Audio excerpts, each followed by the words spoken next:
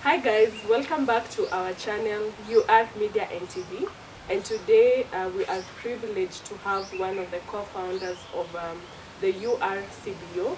So we'll have a conversation with him. He'll tell us more about himself, more about the CBO, how it came to be, and we will pick up from there. Karibu sana. Asante sana. Yeah, this very chilly morning, but I'm sure the conversation that we'll have will make us feel warm. Sure. Yeah. So you can tell us your name and then tell us more about the CBO. Okay, my name is Jonas Ndaisenga. I'm an executive director of Umoja Refugee CBO, and Umoja Refugee CBO is a refugee-led organization that is working within Nairobi area, and it's mainly focused to serve refugees and of course post-Kenyans. Alright, and so is it purely refugee-led, or do you incorporate Kenyans? How do you go about that? A good question. Up to now, we are still a purely refugee-led organization. Okay. And but in our services, of course, we consider Kenyans who are fitting to our criteria of whichever program we have. Yeah. And so when was the CBO founded, and what is the background story about it? Is it something that you knew you will always do, or how did it come about? Well, it's a bit back into 2016, where after 2015 there were many Burundians coming to Kenya as refugees after the crisis that happened in the country. And in the community we had a lot of issues, and we had to come together as a community to find solutions on how to survive. Yeah, so this is how the idea commenced, because it was first as a family community thing where we could support each other into circumstances where situations are not good, or maybe on happy events or some other activities that can bring together a community. Yeah, so it was in 2019 where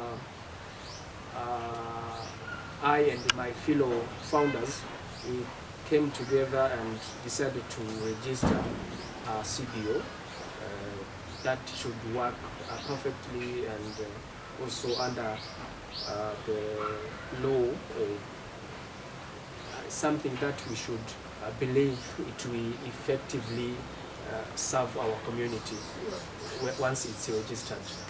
That's how the idea came, and then we were able to fulfill it in 2020 by July. Okay. Yeah. So basically it started as a family thing that grew. Yeah. And so what are some of the programs that you run in that CBO? Yeah, okay. Before I go to that, I would like better to go back to what you said, like a family thing. Yeah. People may get it worse, like it's something between family members. No. Yes. It's something that came up, like, okay, when we use our word family, it means people are coming together as a one unity community that are working together on one purpose.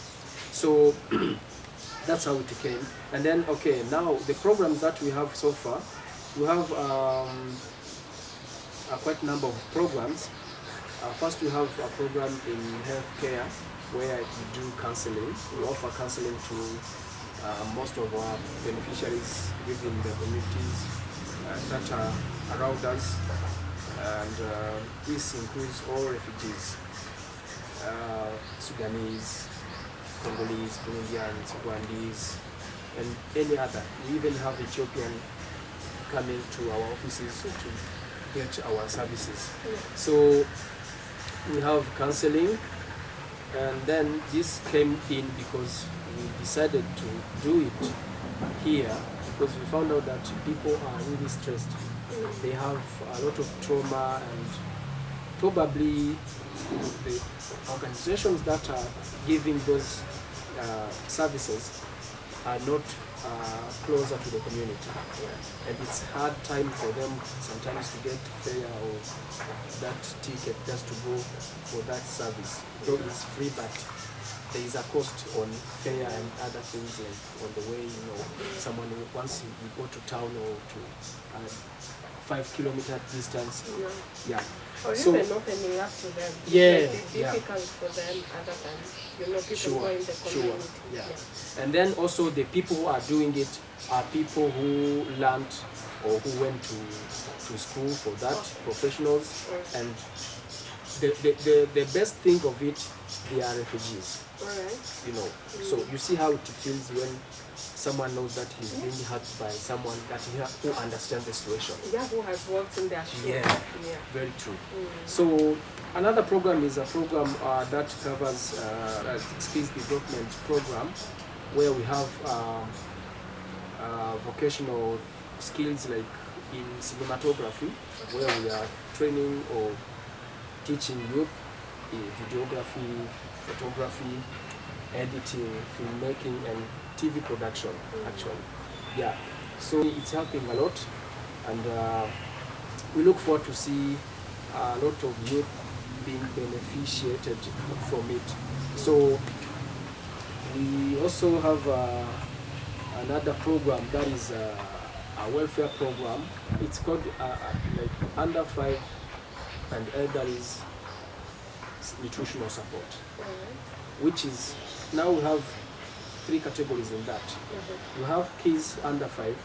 They are under 5 and they have these issues of getting sick anytime, each time they are sick, kind of complications. So we also consider differently abled people.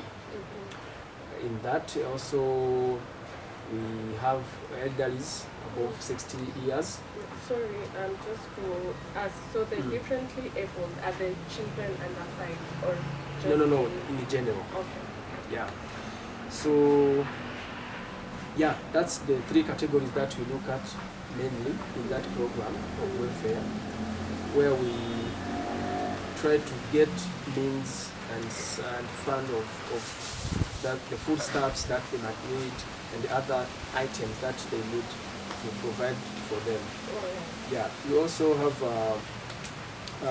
language skills training, which is mainly English, of which people from like Great Lakes communities, I mean Congo, Rwanda, Burundi, and also Tanzania, they have an issue of English when it comes to speaking, especially.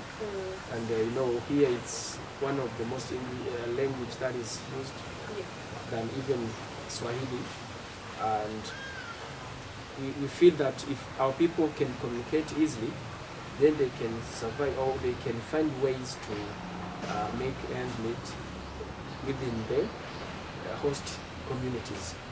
The program that we have is a women program that is covering tailoring, sewing, and also making some of the handmade items like soaps or detergents in general. So we also have a USLA program that is helping our people to go together, to come together and start saving and learning within themselves. We are just there as a CBO to coordinate and help them to make sure they are also trained in terms of entrepreneurship, or in terms of how to save and why, and how to use it in a way that they will be beneficiated from it. So one of the things I'm getting about your programs, they're very wholesome in terms of they try to cover the emotional mental awareness. It tried to cover financial stability, talking about the women who come together. Self-reliance. Yes, and then also the skills, which is a very good thing that most of these organizations, they forget, and it's a very good thing that you try to do it wholesomely. And so in these programs that you've told us about, what is that one thing that you are so proud of as a CBO?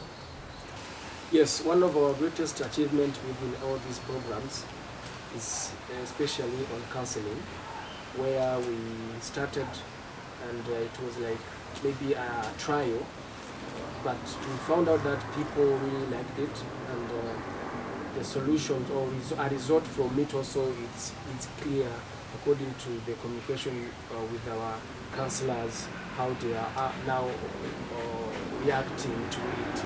So it's really a great achievement to see that people can have such service in a very simple way.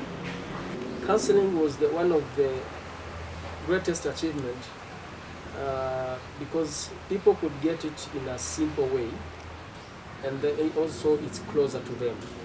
Yeah, and they are happy because the people who are interacting with them to help them to through that journey, it's those people who have gone through something similar.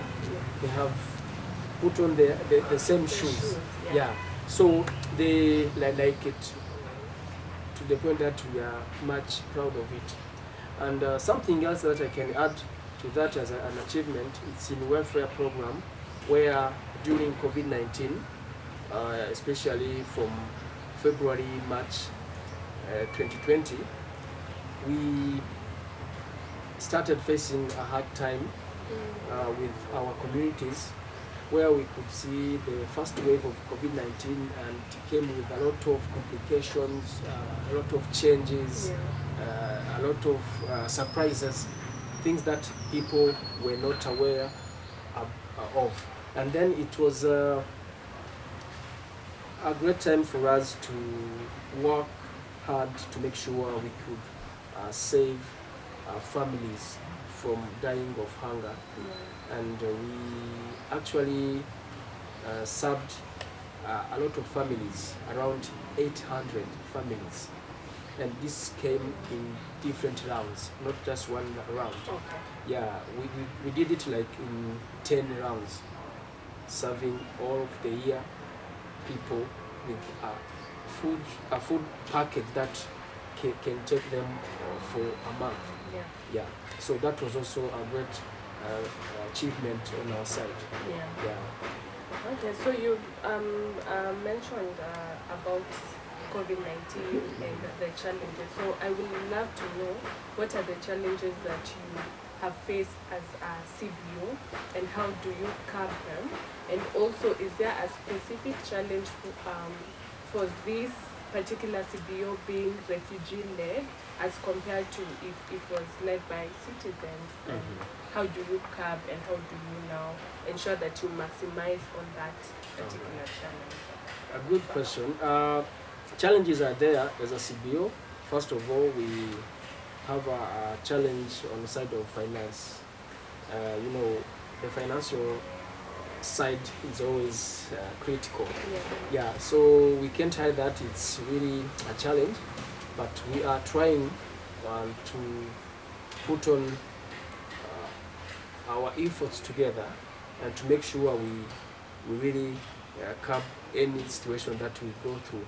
So I may say that it's really amazing to see how the team behind these activities are really engaged into committing and sacrificing, be it monetarily, be it time, be it any other thing that can come in to chip in, kind of to solve any solution,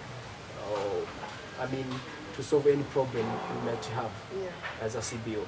So I really appreciate on behalf of our team or my team, they are really a great team to work with, because challenges we've gone through, if it were not that hard of sacrifice and commitment that we wouldn't make it today. Yes. Yeah. So, as a refugee-led organization, of course, challenges are there because first, when it comes to registration, the process is not that easy, and also the other like legal documents or necessary documents that you might need, but it is quite hard to get to them, and even if you get to them, it has taken you a little bit hardship for you to get there. It's something that is not kind of open, like if it were for citizens. Yeah. There are always blocks. Like why, and why, you know. Yeah. So you have to fight twice to achieve the same result. Yeah, actually, if I mention it, it's part of what we do. We have to talk about advocacy because it's all through advocacy that we can make it to make these fellow Kenyans understand, and especially in the government services where we need those services to get like some documents we need on our side. It's up to us to make sure we and make them understand, okay, so that they get to really feel what's the importance of us to have this organization and work within the communities. Yeah. Picking up on what you just told us about advocacy, I've heard that there's a network called RLOs Kenya that has come up. Maybe you can talk to us a little bit about it and tell us what it is about, how effective it is if it has started being used, and anything that is appropriate in terms of the network. Yeah, thank you very much. RLOs is a refugee-led organization network, and it's on the national level, which is an association, of course, that is covering all the RLOs within the country. It's not only in Nairobi.